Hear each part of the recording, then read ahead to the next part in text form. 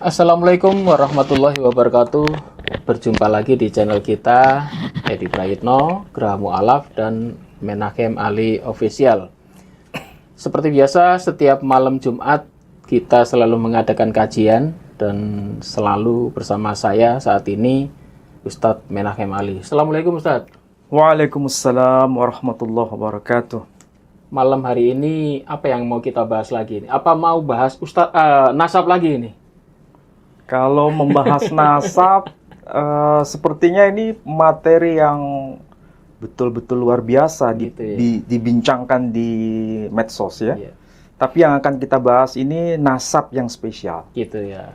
Berarti Nasabnya tokoh sentral. tokohnya sentral berarti tokoh Nabi kita, Nabi Muhammad. Betul. Uh, Nabi Muhammad Sallallahu Alaihi Wasallam. Baiklah saudaraku, malam hari ini kita masih membahas soal nasab ya. Jadi saya harap para follower, para pecinta Ustadz Menachem Ali nggak usah kepanasan, nggak usah kedinginan. Ini kajian ilmiah ya. Kita harus mendewasakan diri untuk pembahasan soal ini. Jadi kita nggak usah blok kanan, blok kiri, ya. Usahakan dewasa dalam memandang ilmu pengetahuan. Karena kalau kita lihat komen-komen ini terbelah menjadi dua, Ustadz. Jadi ada yang panas, ada yang dingin. Oh, gitu. Mungkin belum terbiasa ya. Atau mungkin fanatik juga ya. Ya fanatik ini ya, fanatik buta Fanatik dan buta. kajian ilmiah itu belum terbiasa. Belum terbiasa ya. Bahkan ada komen-komen juga seperti preman-preman pasar juga itu. Padahal dia itu kelihatannya orang pinter, tapi komennya Oh, begitu ya. tapi biarlah. Ya itu kelas mereka ya. Baiklah Ustadz, kita pada malam hari ini akan membahas soal nasabnya Nabi Muhammad. Berarti kalau kemarin Ustadz Ali membahas soal nasabnya Ba'alawi, yang kemarin kita sudah ditunjukkan 3 kemungkinan ya. Apakah ini tokoh fiktif, apakah ini tokoh beneran, dan apakah tokoh ini ternyata anak mantu. Dan ternyata setelah kita lemparkan isu anak mantu, memang di sana heboh. Dipikir kita ngawur soalnya. Mungkin Pak Ali bisa uraikan sedikit ini soal ini. Ya baik. Assalamualaikum warahmatullahi wabarakatuh. Waalaikumsalam. Saya mengucapkan terima kasih kepada Pak Edi sebagai pemandu dari sekian pertemuan yang kita bahas itu tema sentralnya berkaitan dengan nasab. Dan saya kira kalau kita bicara mengenai nasab itu adalah tema yang sangat penting dipahami terutama bagi kalangan muslim. Baik dari kelompok yang pro Kiai Haji Imaduddin ataupun yang pro dengan Rabithah Alawiyah. Siapapun kita, siapapun yang mengaku sebagai muslim, memang sudah selayaknya untuk belajar mengenai nasab ini. Nasab sebagai bidang kajian bukan hanya merujuk pada tokoh sentral Ubaidillah. Tetapi nasab yang harus kita pelajari itu merujuk pada tokoh yang paling sentral, yang paling utama dari keberislaman kita. Siapakah beliau? Nabi kita Muhammad sallallahu alaihi wasallam. Jadi kalau kita menjadi seorang muslim, apapun kita, apapun latar belakang kita, tidak memahami mengenai aspek keilmiahan nasab Nabi Muhammad sallallahu alaihi wasallam, hanya sekedar klaim sepihak, hanya sekedar pokoknya beriman, hanya sekedar pokoknya kita harus percaya, tidak perlu mempertanyakan keilmiahannya, maka disinilah kemanusiaan kita sebagai animali rasionali dipertanyakan.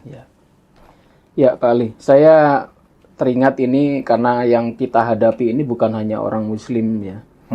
Di luar sana, terutama di non-muslim, apalagi sekarang bermunculan ini para kritikus Islam di luar negeri ya, yang ada di Amerika Serikat, ada Dewi Bulan atau Suniti itu baru muncul ya, dia barengan dengan seorang bule juga. Saat ini mereka gencar, bahkan dengan tuduhan pertama, penyebaran Nabi Ibrahim tidak pernah ke Mekah. Kemudian yang dipertanyakan Nabi Muhammad itu bukan dari turunannya Nabi Ismail. Oh, yeah. Itu selalu dipertanyakan. Itu sebetulnya bukan pertanyaan baru ya. Itu sebetulnya udah lama dulu zamannya FFI. Kita zaman tahun 80-90-an kan udah rame dibahas itu dulu lewat email ya. Dan sekarang dimunculkan lagi isu-isu semacam ini. Jadi ini pentingnya ya membahas soal nasab, apalagi nasabnya Nabi Muhammad. Kalau nasabnya Nabi Muhammad ini dipertanyakan oleh orang Kristen, oleh orang-orang di luar Islam, dan kita tidak bisa menjawab, hanya klaim, wah Nabi Muhammad itu turunan Ismail, mana buktinya? Itu kebanyakan kita nggak bisa jawab. Ya. Gimana, Ustaz? Ya, ini sebetulnya tema yang sangat menarik untuk bicara mengenai nasab Nabi Muhammad SAW. Ya.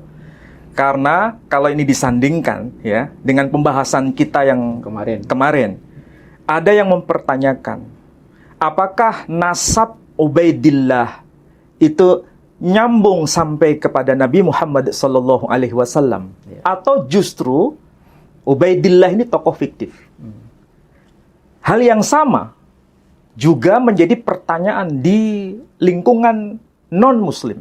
Ya, apakah Muhammad Sallallahu Alaihi Wasallam yang diklaim sebagai nabi itu adalah tokoh historis atau tokoh fiktif?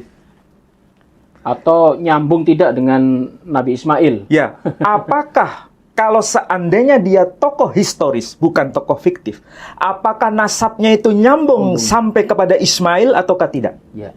Ini sebetulnya kita tidak perlu emosi. Kita harus bisa menghadirkan data yang betul-betul akurat, dan itu harus melibatkan data eksternal.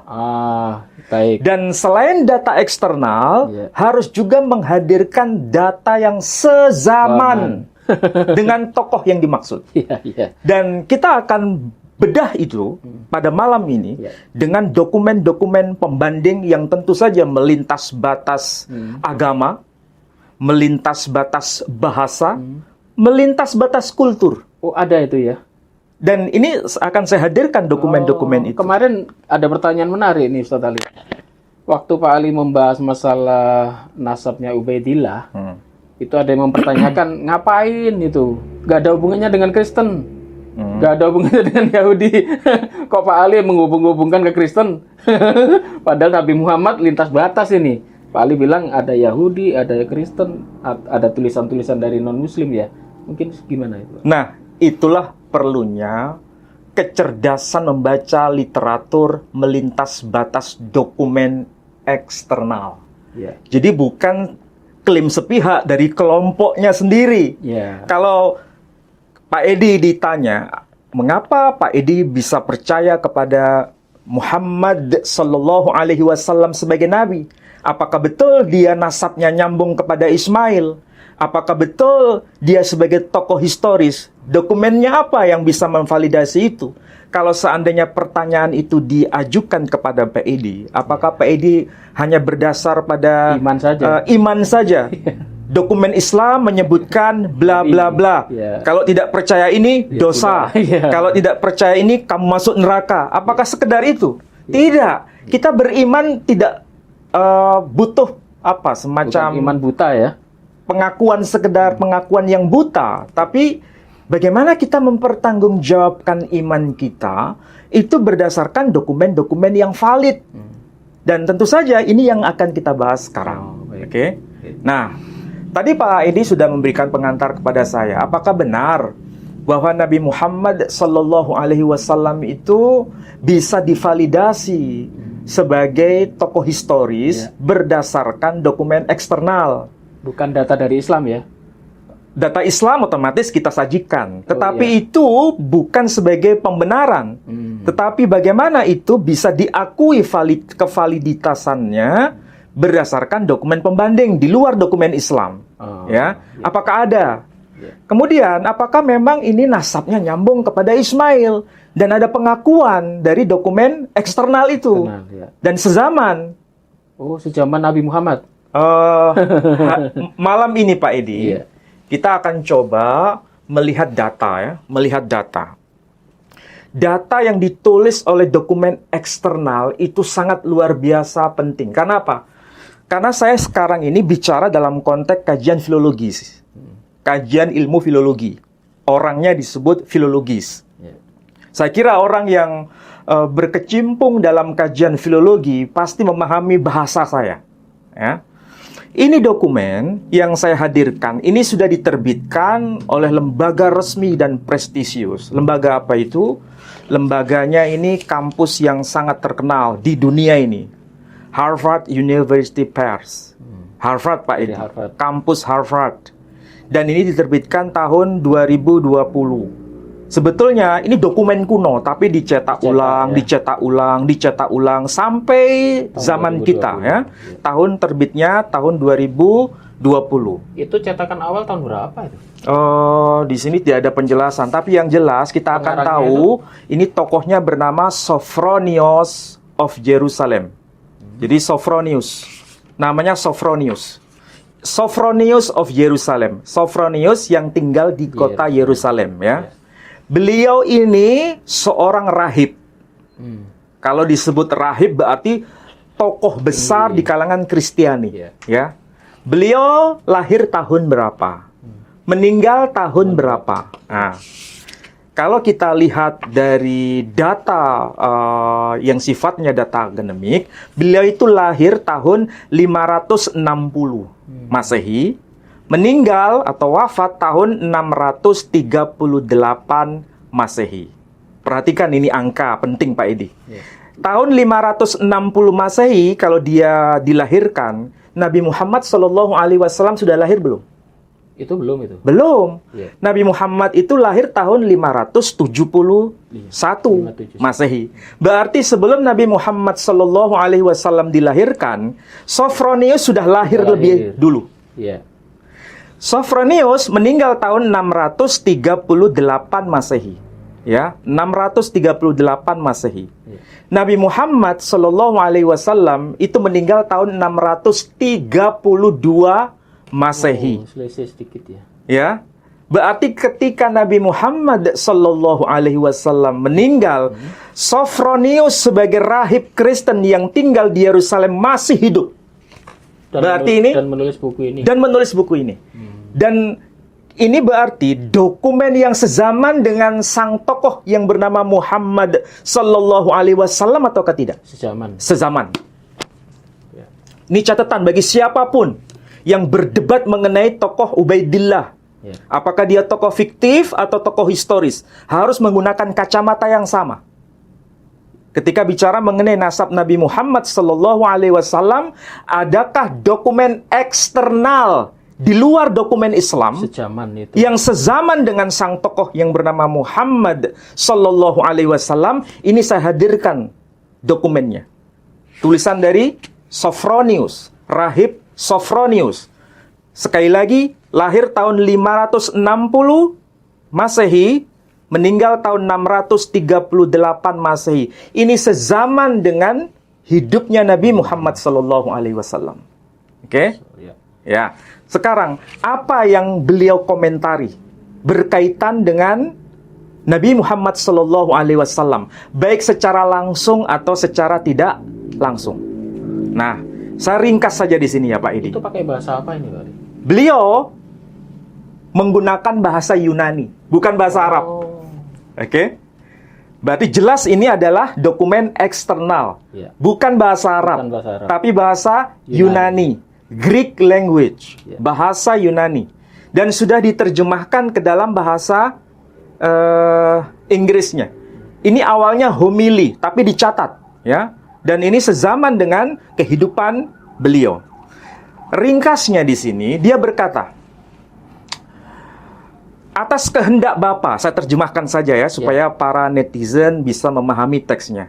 Atas kehendak Bapa, dialah yang telah memelihara kebenaran dan iman yang lurus. Kalau bahasa Inggrisnya orthodox faith, iman yang lurus. Dan kita akan menumpulkan apa? Menumpulkan pedang-pedang kaum keturunan Ishmael. Ya, kita akan menumpulkan pedang kaum Ismail, pedangnya kaum keturunan Ismail. Dan kita akan mengembalikan pisau belati kaum Sarasen. Kaum Sarasen itu siapa? Nah, belum saya jelaskan. Iya. Ya. Jadi di sini ada ungkapan kaum keturunan Ismail, Iya.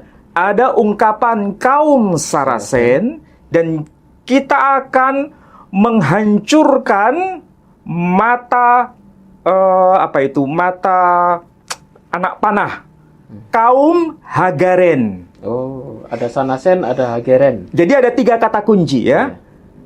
Kaum Sarasen, Ya. kaum Ismail, Ismail. kaum Hagaren. Ya. Siapa mereka ini?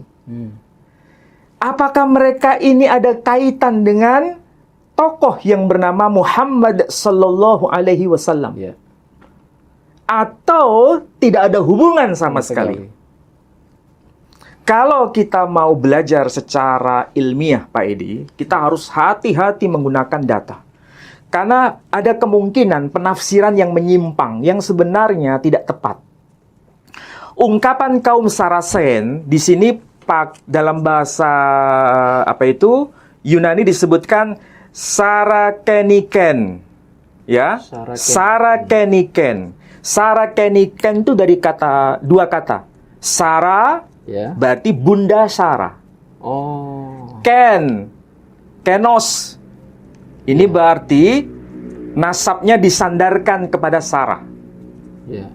Kemudian Hagaren. Hagaren. Kalau bahasa Yunaninya disebut agarikon. Dari 2 kata juga. Hagar. Dari kata agar itu ya Hagar. Ibu ajar. Kemudian kenos berarti nasabnya disandarkan kepada Hagar. Ajar.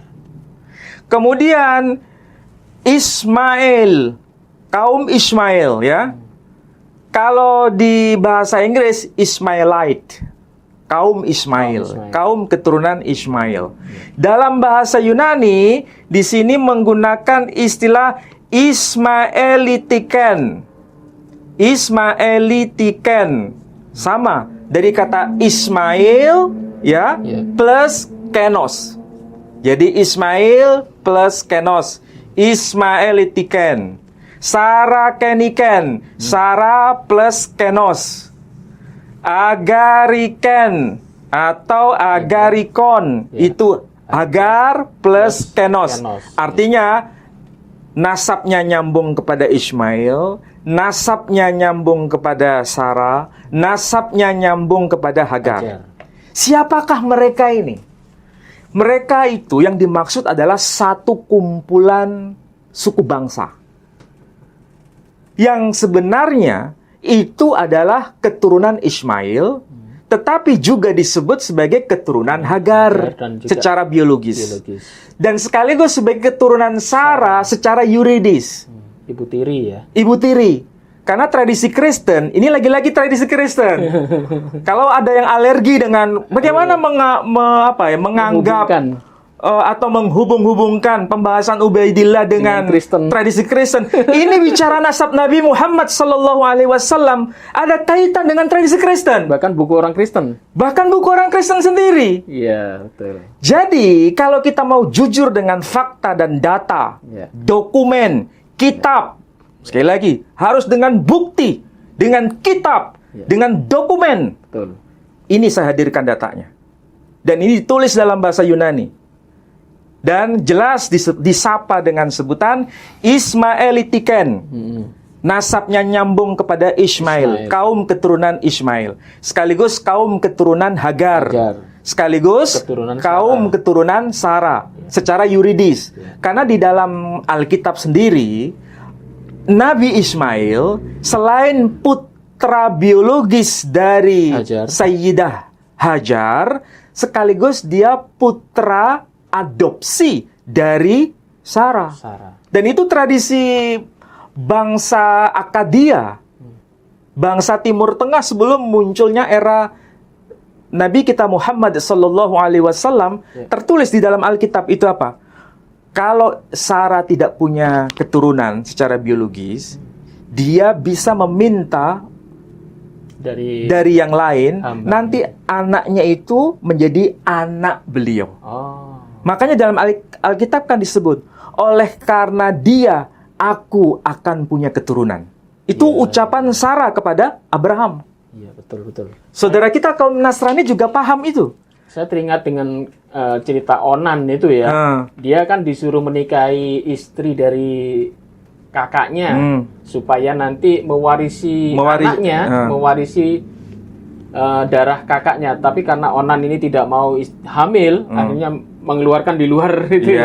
Itu kan hampir sama kisahnya ya, Pak Ali. Jadi tradisi Kristiani sebenarnya membenarkan mengenai adopsi. Anak angkat itu menjadi bagian dari tradisi nasab itu sendiri. Jadi membahas mengenai Nabi Muhammad Sallallahu Alaihi Wasallam itu kita bisa melalui dokumen ini. Ringkasnya dokumen ini memberikan informasi kepada kita bahwa ada yang disebut sebagai kaum keturunan Ismail, yang nama lainnya adalah kaum keturunan Hagar, yang nama lainnya adalah kaum dari Sarasen. Artinya kaum keturunan Sarah. Jadi kalau dalam bahasa Inggris disapa dengan sebutan kaum Sarasen, berarti ini kaum keturunan Ismail.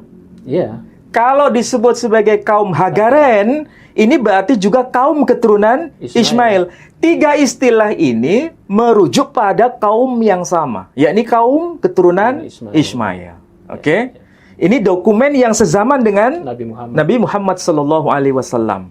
Nah, dokumen eksternal yang lain, ya, itu ditulis oleh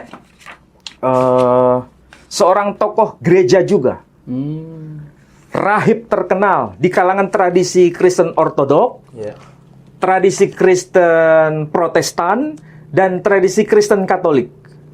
Tahu tokoh ini? Siapakah beliau?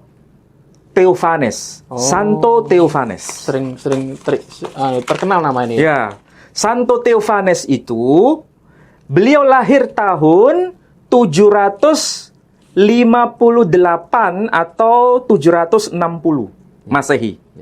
Meninggal tahun 817 Masehi. 817 Masehi. Berarti abad keberapa ini? Abad ke-9. Beliau wafat beliau wafat pada abad ke-9. Ini ternyata ya bisa dikatakan satu zaman dalam tanda kutip ya dengan Imam Muslim. Imam Muslim itu kalau dihitung dari sisi tahun Masehi ya, Imam Muslim itu lahir tahun 821 Masehi. Meninggal tahun 875 Masehi. Jadi Theophanes ketika meninggal tahun 817 Masehi, Imam Muslim belum dilahirkan. Karena Imam Muslim baru lahir tahun 821 Masehi. Ya kan? Dan meninggal tahun 875 Masehi. Berarti lebih tua mana dokumen kitab Sahih Muslim yang ditulis oleh Imam Muslim dengan dokumen yang ditulis oleh Santo Theophanes? Iya, Theophanes. Santo Theophanes lebih tua.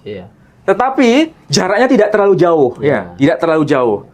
Kalau tahun hijrinya Imam Muslim itu lahir tahun 204 Masehi, 204 Hijri, meninggal tahun 261 Hijri. Nah, pertanyaannya sekarang, apa yang tertulis dalam kitab Sahih Muslim? Di dalam kitab Sahih Muslim itu ada penjelasan siapakah Nabi Muhammad Sallallahu Alaihi Wasallam itu. Nasabnya nyambung kepada siapa? Apakah nasabnya nyambung kepada Ismail ataukah tidak? Dalam Sahih Muslim dikatakan ada satu hadis terkenal, dan tentu ini kaitannya dengan pengkajian nasab. Dikatakan demikian, Innallaha astafa Kinanah min waladi Ismail wastafa Quraisyan min Kinanah wastafa min Quraisy Bani Hashim wastafani min Bani Hashim. Innallaha astafa Kinanah min waladi Ismail. Sesungguhnya Allah telah memilih seorang yang bernama Kinanah di antara keturunan Ismail. Wastofa Quraisyan min Kinanah. Dan Allah telah memilih suku Quraisy dari antara keturunan Kinanah. Wastofa min Quraisy Bani Hashim. Dan Allah memilih. Jadi Allah telah memilih Bani Hashim dari antara suku Quraisy. Wastofani min Bani Hashim. Dan Allah memilih aku, kata Nabi, dari antara keturunan Bani Hashim. Jadi, dalam kitab Sahih Muslim disebutkan Nabi Muhammad SAW nasabnya itu nyambung kepada suku Quraisy. Suku Quraisy nasabnya nyambung kepada Ismail. Ya. Kalau kita sebagai Muslim percaya tidak dengan hadis ini? Percaya. Percaya. Semua kita percaya. Kenapa? Karena Sahih Muslim itu kitab yang paling sahih setelah Sahih Bukhari. Oke? Tapi kalau ini dokumen internal, itu berarti hanya klaim sepihak. Hanya klaim umat Islam. Kalau hanya klaim umat Islam, cukup diimani, selesai. Nggak perlu menakut-nakuti orang non-Muslim. Kalau kamu tidak percaya bahwa Nabi Muhammad nasabnya nyambung kepada Ismail, kamu berdosa. Nggak bisa menakut-nakuti seperti itu. Kenapa? Karena ini dokumen internal Muslim. Kalau mau menakut-nakuti, saya pakai istilah menakut-nakuti ya.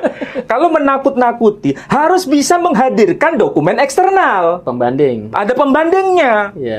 Dokumen apa itu? Ini dokumennya.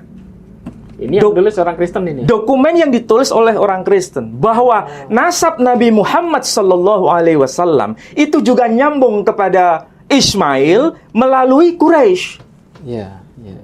Betul tidak? Ini dokumennya saya bacakan. Ya. Santo Theophanes tadi. Santo Theophanes. Jadi di sini Pak Edi, ini memang bahasanya harus dipahami secara arif supaya jangan kemudian terburu nafsu menyalahkan dokumen. Ya. Itu bahasa Yunani juga. Ini bahasa Yunani sudah diterjemahkan dalam bahasa Latin dan diterjemahkan ke dalam bahasa Inggris. Ya. Penerbitnya sama. Penerbitnya mana? Ini. Harvard University Press. Ya. Harvard University Press. Tahun berapa? 2018. Oke, jelas ya? Ini sudah dikompilasi ini. Ini dokumen-dokumen bahasa Latin yang dapat kita akses pada masa abad pertengahan mengenai kehidupan Nabi Muhammad SAW yang diedit dan ditransliterasikan oleh Julian Jolls dan Jessica Weiss. Ya. Tahun berapa? 2018. Oke, dari sini jelas.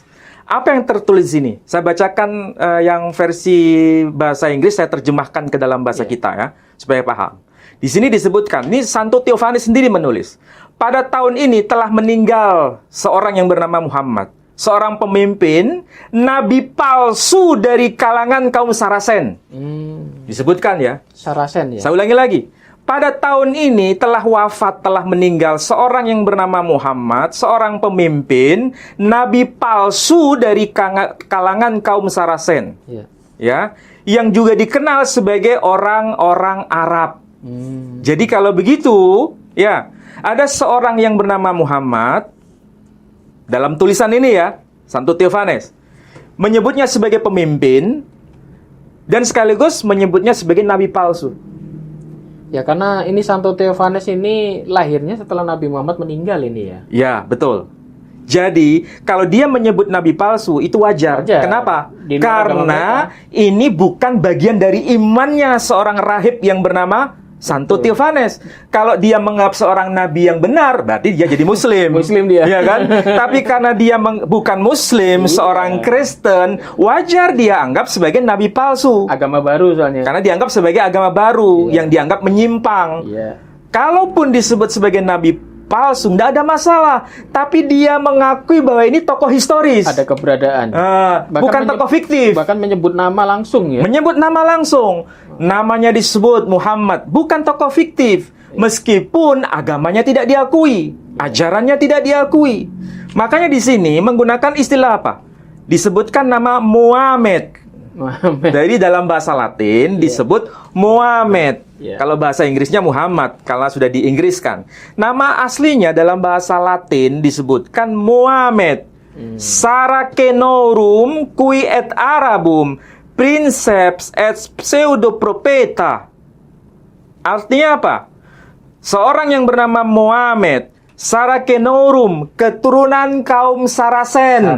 Berarti kaum Saracen itu sama dengan kaum keturunan Ismail. Sama dengan kaum keturunan Hagar. Sama seperti kesaksian Sophronius. Ya, yang tadi saya sebutkan. Jadi ada seorang yang bernama Muhammad yang berasal nasabnya itu dari kalangan kaum Saracen. Maksudnya sama dengan kaum Ismail, keturunan Ismail. Sama dengan kaum keturunan Hagar. Berarti betul ada pengakuan di sini bahwa Muhammad itu keturunan kaum Saracen yang juga disapa sebagai Qui et Arabum, bangsa Arab. Kemudian princeps sebagai pemimpin, et pseudopropeta. Pseudo itu palsu, propeta nabi. Jadi nabi palsu. Dari sini masih dirinci lagi. Apakah sekedar kaum keturunan Ismail? Ya. Rinciannya apa? Di sini disebutkan. Ya, ini terjemahnya dulu ya. Dia itu keturunan dari suku yang amat dikenal. Ya, suku yang amat dikenal. Keturunan dari Ismail, putra Abraham. Ya, putra Abraham. Cicitnya nanti itu bernama Nizar. Ya, Nizar yang dianggap sebagai patriarh bangsa Arab. Ya. Dia itu Nizar memiliki dua anak, yakni Mudhar dan Rabi'ah. Mudhar melahirkan suku Quraisy, suku Qais, suku Tamim, suku Asad, dan suku-suku yang lain yang tidak dikenal.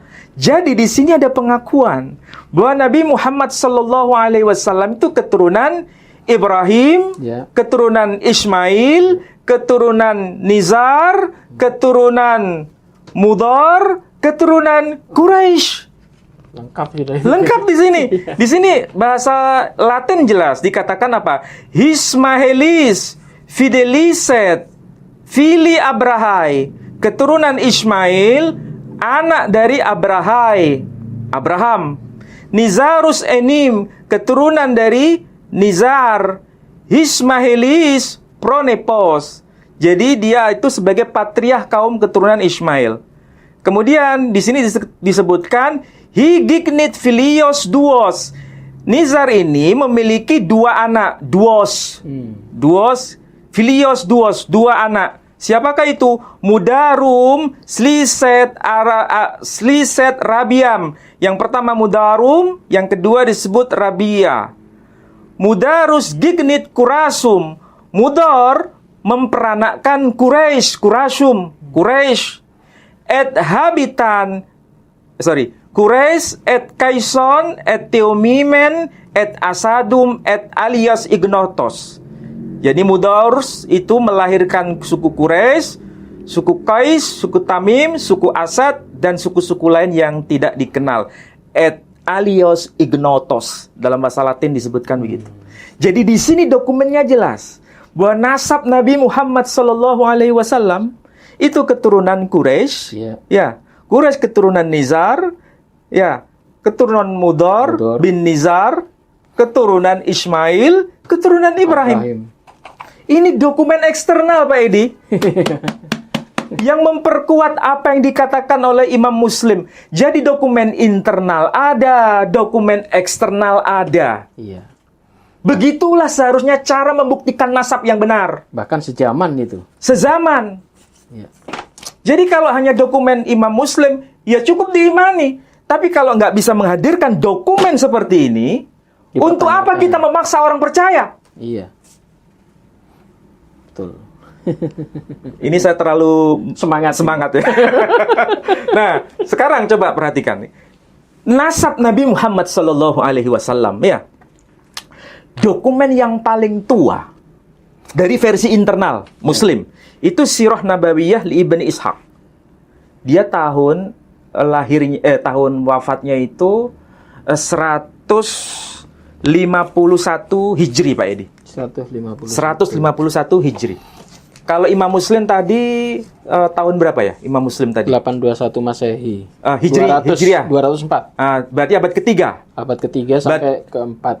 Kedua sampai ketiga. Abad ketiga Hijri wafatnya ya. Iya. Kalau ini wafat abad kedua Hijri. Iya. Selisih 1 abad. Iya. Ya. Jadi mana yang lebih tua dokumennya? Lebih tua ini. Lebih tua ini. Iya. Jadi dokumen yang paling tua itu bukan kitab hadis, tapi dokumen sirah. Kitab sejarah. Sirah Nabawi. Kitab sejarah, bukan dokumen nasab. Ya. Dikarang oleh siapa tadi? Ibnu Ishaq. Oh. Di sini disebutkan nama Nabi Muhammad. Ini keturunan siapa ada. Tetapi ini bukan dokumen kitab nasab. Ini dokumen kitab sejarah. Iya. Ya, dokumen tarikh. Nah, dokumen mengenai nasab yang paling awal mengenai Nabi Muhammad SAW ini adalah kitab Jamharah Nasab Quraisy. Wafat tahun berapa? 256, berarti abad ketiga Hijri. 256 Hijri. Ya, sezaman dengan Imam Muslim, ya. Abad ketiga Hijri. Iya, ketiga. Nah, ini juga abad ketiga Hijri. Ini dokumen nasab. Dan memang ada mengutip soal Nabi Muhammad SAW. Sampai Nabi Ismail ya. Di sini sederhana aja, hanya dikatakan wa yaqulu laha ma arahu illa nabiy hadhil ummah alladhi basyara bihi Musa wa Isa. Aku tidak melihatnya kecuali hanya seorang nabi umat ini yang telah diberitakan mengenai kedatangannya oleh Musa dan Isa. Ini bicara mengenai Nabi Muhammad SAW, sudah termaktub di dalam kitab Jamharah Nasab Quraisy. Abad ketiga Hijri. Jadi kalau dibandingkan dengan masa kehidupan Nabi Muhammad SAW, jaraknya jauh atau dekat? Dekat itu. Sangat dekat. Tapi dokumen nasab Nabi Muhammad SAW ada. Lalu bandingkan dengan Ubaidillah yang abad-abad agak yang seharusnya muncul belakangan. Tapi dokumen itu nggak ada sama sekali. Ya. Kalau kita berpikir waras, Pak Edi, Ya. nalar kita jelas. Seharusnya untuk melacak nasab Nabi Muhammad SAW itu dokumennya agak susah seharusnya. Lebih tua soalnya. Karena lebih tua. Lebih jauh. Lebih mudah untuk melacak nasab Ubaidillah. Karena era belakangan. Pertengahan. Tapi itu pun tidak dokumen ditemukan. mengenai nasab Ubaidillah tidak jelas seperti sejelas nasab Nabi Muhammad SAW. Ya. Ini kita bicara mengenai dokumen, Pak Edi. Ya. Pak Edi paham maksud saya enggak? Paham. Ya, baik. Ini karena tadi sudah dijelaskan bahwa luar biasa ini ya, Nabi kita Nabi Muhammad ini. Ternyata dokumen-dokumennya itu bukan hanya tulisan dari orang Muslim saja, tetapi tulisan itu dari orang non-Muslim loh, orang Kristen. Bahkan hidupnya sejaman dengan Nabi Muhammad. Bahkan ada lagi tulisan setelah Nabi Muhammad wafat, tulisan itu pun ada yang mencatat lagi, yaitu dari Santo Theophanes tadi ya. Dan luar biasanya itu nyambung. Jadi tidak ada kesangsian sama sekali bahwa Nabi Muhammad itu turunan langsung dari Nabi Ismail. Berarti malam hari ini sekaligus menjawab semua tuduhan non-Muslim bahwa Nabi Muhammad itu nasabnya tidak nyambung ke Nabi Ismail. Dan ternyata tuduhan itu dibantah justru oleh orang-orang dari non-Islam sendiri. Ada dokumen eksternal. Dan ada dokumen eksternalnya. Sezaman lagi dengan Nabi Muhammad SAW. Ini kalau kita bandingkan dengan yang nasabnya Ba'alawi yang lebih muda, harusnya tuh lebih kuat datanya. Lebih lengkap lagi harusnya. Seharusnya yang datanya sezaman dengan masa kehidupan Ubaidillah. Dan dokumennya dokumen eksternal. Di luar dokumen kalangan Ba'alawi. Kalau hanya dokumen kalangan Ba'alawi sendiri cukup diyakini. Nggak perlu memaksa kelompok di luar Ba'alawi. Sama seperti ini kalau kita bicara nasab Nabi Muhammad SAW, hanya dokumen Islam cukup diyakini. Tapi kalau mau kajian ilmiah harus hadirkan dokumen eksternal. Ya itu ya. Kalau kita ujian tesis harus bawa semua datanya. Semua data eksternal itu harus ada, Iya. bukti eksternal dokumennya itu di luar kelompoknya, ya kan? Kemudian dikaitkan dengan dokumen sezaman. Iya. Apalagi dokumen sezaman surat-surat Nabi. Nabi itu kan pernah menulis surat-surat. Iya. Ya, kepada raja Persia, kepada raja Bizantium, kepada suku bangsa ini, suku bangsa itu. Ini saya hadirkan ya. Ini mungkin tidak banyak orang tahu. Ternyata ada surat Nabi Shallallahu Alaihi Wasallam yang dituliskan kepada orang Yahudi dengan menggunakan huruf Ibrani. Masya Allah. Berarti ada yang pintar bahasa Ibrani di zaman Nabi itu. Dokumen ini baru terbuka sekarang, dan ini ya, ini terbukti dengan data ini ya, ditulis di kalangan, bukan ditulis ya, dihimpun oleh kalangan Muslim sendiri, Muhammad Hamidullah ya. Ini majmu'ah, ini semacam ensiklopedia. Dan kitab ini banyak menghadirkan foto-foto dari surat-surat ya, surat-surat Nabi. Di sini tersimpan itu ya. Iya. Dan ini di internet juga ada sebetulnya. Iya. Ini salah satu surat Nabi yang ditulis dengan huruf Arab, huruf Ibrani, bahasanya Arab yang disebut Yudeo-Arabik. Makanya di sini disebutkan ini. Kitab nusiba ilaihi sallallahu alaihi wasallam lihanina wa ahli Khaybar. Jadi ini tulisan yang ditulis pada zaman Nabi Shallallahu Alaihi Wasallam yang dikirimkan kepada Hanina dan juga penduduk Khaybar. Penduduk Khaybar kan orang-orang Yahudi, orang-orang Khaybar, Madinah ke arah utara. Orang-orang Khaybar.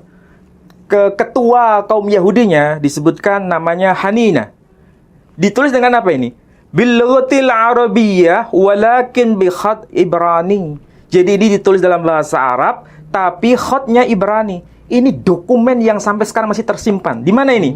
Ini ma'khudh min majallah Jewish Quarterly Review. Nah, ini bahasa Inggris tapi sudah diarabkan ya. Jadi ini dokumen yang sudah divalidasi oleh jurnal internasional di Israel. Jewish Quarterly Review. Ini dokumen masih ada, Pak Edi. Itu bahasa Ibrani ya? Tulisannya Ibrani. Nah, ini tulisannya kayak gini. Tapi ucapannya Arab. Iya, jadi ada Bismillahirrahmanirrahim di sini tertulis, tapi tulisannya Ibrani. Jadi ini yang bisa dikatakan dokumen yang sezaman dengan kehidupan Nabi Muhammad SAW. Ada dokumennya. Dan ini sezaman juga dengan masa kehidupan Sophronius. Makanya ketika menulis surat kepada Raja Bizantium, Sophronius itu masih hidup. Makanya dia bisa bicara seperti itu. Dokumennya ada. Dokumen Islam oke, dokumen internal ya, dokumen eksternal dari Sophronius oke. Begitulah cara melacak nasab yang benar. Iya. Bukan pokoknya harus internal ada, diakui sendiri, bukan dikait-kaitkan dengan Kristen. Ini nalar kayak apa seperti ini tuh? Bukankah selama ini kita bicara mengenai kristologi? Betul. Artinya itu kan dokumen eksternal harus bisa dihadirkan. Jadi kenapa waktu kita bahas nasabnya Ba'alawi, kita bahas dari kelompok Kristen ada yang protes? Itulah sebabnya saya tidak habis pikir. Mereka ini sebetulnya mau menggunakan pisau yang sama, tetapi tidak jujur dalam menggunakan kaidahnya. Waktu dia bahas kristologi, buka-buka buku Kristen. Kalau kita seharusnya kita kritis terhadap nasab Nabi Muhammad SAW harus bisa divalidasi. Juga harus kritis terhadap nasab yang lain. Apalagi itu keturunan Nabi loh. Apalagi keturunan Nabi. Yeah. Nabi Muhammad SAW nasabnya nyambung dengan Nabi Ismail. Yeah. Cara membuktikannya seperti ini. Dokumen eksternal ada, dokumen sezaman ada. Cara membuktikan nasab Ubaidillah keturunan Nabi Muhammad SAW seharusnya juga dokumen eksternal ada, dokumen sezaman juga ada. Ya. Itu kalau dari kacamata filologis. Tapi di-cut hanya 2 zaman saja. Bagaimana? Makanya itu perlu pembelajaran dan belajar banyak. Ya. Kalau orang Nasrani meragukan nasab Nabi Muhammad SAW, malah orang Nasrani lebih ragu lagi terhadap nasab Ubaidillah. Ya, apalagi kan tidak ada bukti-bukti dokumen. Apalagi nggak ada bukti dokumen sezaman, nggak ada bukti dokumen eksternal, ya kan? Ya. Baik. Kalau untuk Nabi Muhammad sudah jelas ya. Jadi Jelas, sangat-sangat apalagi ini Nabi umat Muslim. Kalau sampai Nabi Muhammad itu dokumennya hilang, Sudah, wah, cukup diimani aja. Nggak perlu kita mendakwahkan kepada non-Muslim. Jadi, Iya kan? alhamdulillah kita punya Ustadz Menahem Ali ini, beliau bisa bongkar-bongkar data yang begitu tua. Mungkin tidak banyak ya Ustadz Kiai yang bisa membongkar nasab dari Nabi Muhammad dilihat dari kitab-kitab selain kitabnya orang Muslim loh ya. Dan ini membuktikan bahwa Nabi Muhammad itu memang ada dan itu tokoh historis. Tokoh historis. Bukan tokoh fiktif. Bukan tokoh fiktif. Dan ini semua buktinya. Iya. Jadi kalau ada orang Kristen yang masih meragukan kenabian Nabi Muhammad, apalagi ada orang Islam yang ragu ini sekarang. Iya. Gara-gara gempuran dari misionaris, dari penghujat-penghujat Islam. Mereka selalu mencekoi otak-otak anak-anak muda itu bahwa Nabi Muhammad itu bukan turunan Nabi Ismail.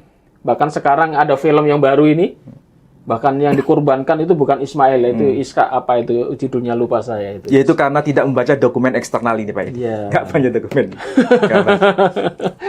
Baik, saudara-saudaraku sekalian, ini tadi pembahasan yang sangat menarik dan semangat ya. Dan insya Allah soal nasab ini kita finish sampai sini, kecuali nanti kalau ada perkembangan terbaru ya. Setelah ini kita akan bahas masalah lintas agama lagi, supaya penonton kita tidak jengah ini bahas nasab terus. Jangan sampai ada framing bahwa untuk membuktikan nasab Nabi Muhammad SAW kok pakai dokumen Kristen, kok pakai dokumen Yahudi. Ya karena memang kita mau mempertanggungjawabkan kebenaran nasab Nabi Muhammad SAW. Betul. Iya kan? Apalagi Nabi Ibrahim ini mempunyai dua orang anak, Ishak dan Ismail. Ishak ini adalah orang-orang Yahudi, dan kitab-kitab Yahudi itu di zamannya Yahudi, di zamannya Nabi Ishak, di zaman Nabi Daud, Nabi Sulaiman, itu budaya tulis luar biasa. Iya. Kalau kita baca di dalam Bible Perjanjian Lama, penulisan nasab keturunan itu ditulis sampai betul. Rinci sekali, sampai suku-suku terkecil ditulis. Iya. Kalau kita lihat di kitab-kitabnya orang Kristen dan Yahudi ya. Makanya kalau tradisi tulis itu di zaman itu sudah ada. Kemudian di zaman Nabi Muhammad juga ada.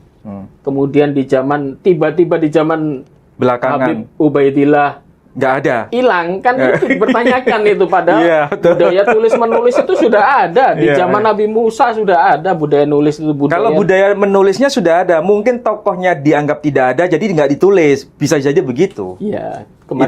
Itu kan yang dikaji oleh kelompoknya Kiai Haji Imaduddin. Kemarin kita kasih opsi 3 pilihan ya. Iya. Terserah mau pilih yang mana. Ada 3 pilihan. Yang penting mana yang lebih kuat datanya itu. Ya, kecuali mereka bisa hadirkan data, kemudian bisa, wah ini bisa dibukukan, bagus itu kalau ketemu. Iya, seharusnya ini memang harus dibukukan. Iya. Membandingkan nasab Nabi SAW dengan nasab Ubaidillah yang katanya keturunan Nabi Muhammad SAW. Atau Pak Ali bisa susun nanti bukunya itu. Nabi Muhammad. Saya sudah buat buku nasab itu mengenai nasab Ismail ya, nasab Ismail sampai ke Nabi Muhammad. Iya, dan harusnya. Itu dokumennya sudah saya bukukan kan. Soalnya sampai hari ini kemungkinan buku itu belum ada itu. Buku nasab Nabi Muhammad yang ditinjau dari kitab-kitab non-Muslim ya. Belum. Kalau yang dari Islam sendiri banyak. Mungkin pondok pesantren. Kalau dokumen dalam tradisi Islam sudah selesai, cukup diimani aja, nggak perlu disuarakan kepada non Muslim. Namanya saja dokumen sepihak.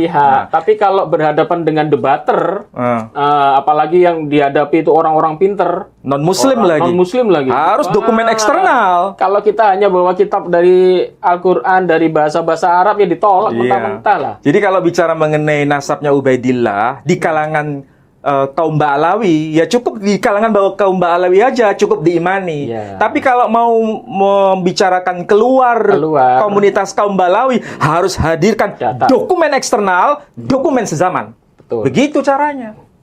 Betul itu. Kalau hanya ngarang, Ya banyak cerita akhirnya. Tapi Banyak kalau tidak bisa hadirkan data ya percuma ya, hanya ngarang-ngarang bebas saja kan. Dan semua bisa kalau ngarang. Baiklah, saudara-saudaraku sekalian, saya ingatkan sekali lagi bahwa yayasan kami, Yayasan Pembina Mu'alaf, sampai hari ini kita masih konsentrasi membina para mu'alaf ya. Di luar pulau, di luar daerah itu banyak sekali. Di Manado, di Kalimantan, di Papua. Dan semuanya masih membutuhkan dana. Sekaligus saat ini kita juga membangun pondok pesantren di Jombang, di desa Wonosalam. Sekaligus kita juga saat ini lagi membangun masjidnya. Untuk itu kami tidak bosan-bosannya mengetuk saudara-saudaraku sekalian yang bisa berdonasi, dukung perjuangan kami di nomor rekening 11188899971 atas nama YPM Jawa Timur ya. Dukung kami, perjuangan kami ini masih panjang dan kami membutuhkan Anda sekalian untuk mendukung dakwah kami. Itu Pak Ali mungkin mau tambahkan lagi. Ya, kesimpulan dari pembahasan kita malam ini, pembicaraan tema nasab itu memang menjadi kewajiban bagi setiap muslim. Maksudnya bagi kaum muslimin itu harus tahu ya. Harus tahu. Apalagi bicara mengenai nasab Nabi Muhammad SAW yang katanya keturunan Nabi Ismail alaihi salatu wassalam. Sekarang sudah bukan katanya lagi ini. Ini sekarang bukan katanya lagi, tapi karena ini ada bukti eksternal, ada pengakuan tuh tokoh dari historis, non-muslim. bukan tokoh fiktif. Ya. Kemudian dokumen sezaman Juga ada, dokumen eksternal ada. Surat-suratnya bahkan Surat-surat ada. Nabi sendiri ada, Iya. ya kan, yang sezaman dengan Nabi. Ya. Bahkan pengakuan eksternal dari tokoh besar yang bernama Santo Sophronius. Kemudian Santo Theophanes. Ya. Itu baru 2 tokoh yang saya sebut. Padahal Belum masih lagi, ya. ada satu bukti dokumen Doktrina Yakobi menyebutkan juga Nabi Muhammad. Pseudopropeta menyebutkan nabi palsu, betul. Iya. Tapi itu kan pengakuan bahwa dia tokoh historis meskipun disebut nabi palsu. Tapi dari kalangan Saracen, sama seperti Sophronius. Dan itu tahun berapa? 634 Masehi, 600, dokumen itu. Berarti zaman Nabi Muhammad. Nabi Muhammad SAW meninggal tahun 632 Masehi. Selisih waktu cuma 2 tahun. Saja itu. Dokumennya tercatat rapi. Masa. Nah, sekarang persoalan mengenai nasabnya Ubaidillah. Itu tokoh historis atau tokoh fiktif? Masih diperdebatkan. Dokumen eksternal ada nggak? Tidak ada. Dokumen sezaman ada nggak? Tidak ada. Lalu bagaimana kita harus berhujjah kepada kalangan non-Ba'alawi? Ya. Harus menghadirkan dokumen-dokumen itu. Kalau tidak, cukup diimani. Silakan diimani. Sendiri. Tapi tidak perlu memaksa kelompok lain untuk harus percaya itu. Karena dokumen sepihak. Dokumennya tidak ada. Iya. Kecuali kalau dokumennya ditemukan. Kecuali kalau dokumen eksternal ditemukan, dokumen sezaman ditemukan, tokoh historisnya betul-betul ada pengakuan dari dokumen eksternal, baru meyakinkan. Ya. Ini kita terakhir ya bahas masalah soal nasab ini. Setelah ini kita akan close ya. Dan dari perbincangan kita malam hari ini, kita sudah membuat perbincangan yang sangat luar biasa di sini. Bagaimana nasab Nabi Muhammad dibandingkan dengan nasabnya Ubaidillah. Jadi semua terserah pada pendengar ya. Silahkan Anda komen, mau komen jelek atau positif, terserah, bebas. Yang jelas kita sudah menunjukkan bukti-bukti. Ini kita bukan didasarkan dengan kebencian, Pak Ali. Enggak. Tidak ada rasa kebencian sedikit pun kami dengan baik itu dari kelompok Habib, baik itu dari kelompoknya Kiai Imad. Dua-duanya kita tidak ada rasa kebencian sama sekali. Ini murni pembahasan soal pembahasan dokumen dan ilmu nasab. Apalagi beliau Ustadz Menachem Ali ini adalah dosen ilmu filologi berdasarkan kajian filologi. Jadi bukan ngarang-ngarang ya. Apalagi ada tuduhan Pak Ali sekolahnya dari tempel ban lagi. Ya mungkin dari tukang sayur, tukang jual sayur barangkali. Itu ucapan preman sih ya, nggak layak itu dikatakan sebagai pemikir atau apalagi ustadz. Kan orang bisa tahu ya, komentar-komentar yang akademik, komentar-komentar yang ilmiah, dengan komentar-komentar preman pasar itu kan tahu bedanya. Sehingga orang bisa tahu ini dari kelompok mana sih yang cara bicaranya kayak begitu. Iya. Itu akan orang semakin cerdas dan bisa mengidentifikasi, gitu loh. Soalnya apa sih, kita fanatik buta juga buat apa gitu loh. Kita juga tidak mendapatkan pahala dari situ ya. Kecuali kita fanatik kepada Nabi Muhammad itu kita dapat pahala luar biasa. Tapi kalau hanya seseorang yang mengaku keturunan Nabi, kemudian kita tidak percaya, itu pun kita tidak berdosa. Tidak ada konsekuensi gugurnya iman gugurnya kita. iman. Soalnya apa? Kita mempertanyakan bagaimana dasarnya apa? Kita memang menghormati dzurriyyah Nabi, harus, itu wajib ya. Semua umat muslim menghormati. Tetapi kritis itu juga tidak dinafikan ya. Boleh mengimani, tetapi jangan melalaikan kekritisan. Kalau ada orang mengkritisi, tunjukkan. Dan itu kita akan bisa membuka semua orang sependapat dengan apa yang dia mau ya. Bukan hanya tadi Pak Alif ceritanya hanya sepihak saja. Kalau sepihak ya silakan imani sendiri, begitu ya. Baiklah saudaraku, mungkin ada tambah lagi Pak Ali? Saya kira sudah cukup dan sudah lengkap data yang sudah saya sajikan. Tinggal mau berpikir jernih atau berpikir emosional.